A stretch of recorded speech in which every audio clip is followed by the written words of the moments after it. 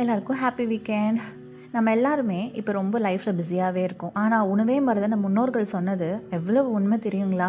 அப்போ இருந்தவங்களுக்கெல்லாம் பார்த்தீங்கன்னா thyroid, BP, sugar எந்த இஷ்யூவும் இல்லை. ஏன்னா அவங்க டெய்லி லைஃப்பில் மில்லட் சேர்த்துக்கிட்டாங்க. இன்றைக்கி ஒயிட் தோசைக்கு பதிலாக ஒரு சேஞ்சுக்கு மில்லட் தோசை தான் நான் பண்ண போகிறேன். மில்லட்ஸில், அதாவது சிறுதானியம் எல்லாத்துலேயுமே ஃபைபர் ரொம்ப அதிகம். இது நம்ம சுகர் லெவலில் கண்ட்ரோலாக வைக்கவும் ஹெல்ப் பண்ணும். அதே மாதிரி வெயிட் லாஸ்க்கும் ரொம்ப ஹெல்ப்ஃபுல்லாக இருக்கும். முக்கியமாக இதை சாப்பிட்டா ஹெவியாக நிச்சயமாக இருக்காது. நல்லா எனர்ஜெட்டிக்காக ஃபீல் பண்ணுவீங்க.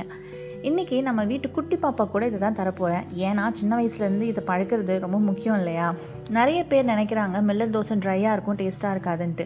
ஆனால் நல்லெண்ணெய் விட்டு சுட்டு பாருங்கள், நார்மல் தோசை விட செம்ம கிறிஸ்பியாக சூப்பராக இருக்கும். ஒரு நட்ஸ் ஃப்ளேவரோட செமையாகவும் இருக்கும். இந்த வாசனையே உங்களை தூக்குன்னா பார்த்துக்கோங்க. இன்றைக்கி நான் சொல்ல வந்தது என்னென்னா, ஹெல்த்தாக இருக்கிறதுக்கு 10 தடவை ஜிம்முக்கு போகணுன்னு அவசியம் இல்லைங்க. நம்ம கிச்சனில் நம்ம எடுக்கிற ஒரு சின்ன நல்ல முடிவு கூட போதும். நீங்களும் இன்னும் உங்கள் டயட்டில் மில்லட் சேர்த்துக்கலனா இன்றைக்கே ஆரம்பிங்க. Happy and healthy Saturday.